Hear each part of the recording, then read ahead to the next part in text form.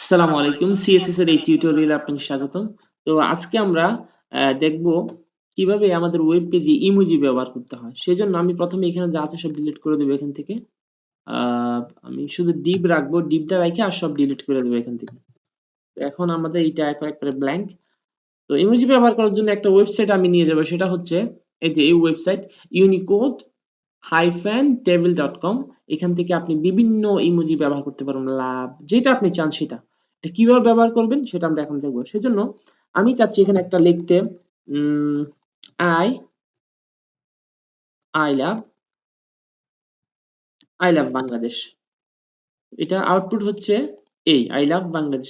তো আমি লাভের জায়গায় এই যে লাভ এখানে এখানকার আমি চাচ্ছি একটা ইমোজি ব্যবহার করতে, সেজন্য আমি এখান থেকে ডিলিট করে দেব।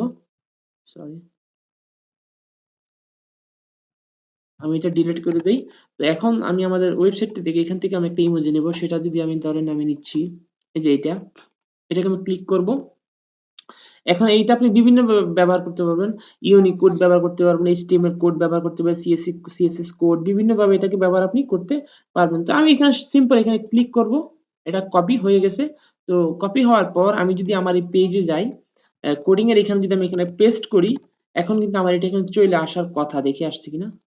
এই তো আই লাভ বাংলাদেশ। তো আমি এখন আপনি চাইলে এটার বিভিন্ন পরিবর্তন আপনি চাইলে বড় করতে পারবেন, ছোটও করতে পারবেন। সেজন্য আমি যদি এখানকার যদি একটা স্প্যান ট্যাগের ভিতরে এটা ঢুকাই দেই,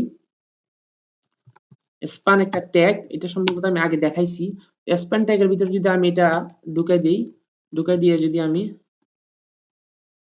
সেভ করি, এখন যদি আমি স্প্যান ট্যাগটাকে যদি ধরে যদি আমি স্টাইল করতে চাই, তো আমি স্প্যান, আমি চাইলে একটা ক্লাসও দিতে পারি, সরাসরি স্পান ট্যাগ লিখি আমি এটাকে সিলেক্ট করব।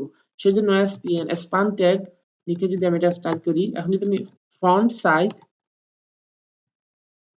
যদি ধরো আমি 100 পিক্সেল দেই, দেখেন এটা আর বড় হয় কিনা। এটা কিন্তু অনেক বড় হয়ে গেছে। তো এইভাবে আপনি চাইলে বড় করতে পারবেন, ছোট করতে পারবেন। কালার পরিবর্তন হয় কিনা দেখি। এটা কালারটা পরিবর্তন হয়নি। এটা খুবই একটা সিম্পল বিষয়, এটা খুব ক্রিটিক্যাল কোনো কিছু না, জাস্ট আমি দেখালাম যে কিভাবে আপনি ব্যবহার করবেন সেই বিষয়টা দেখালাম। আশা করি এই বিষয়টা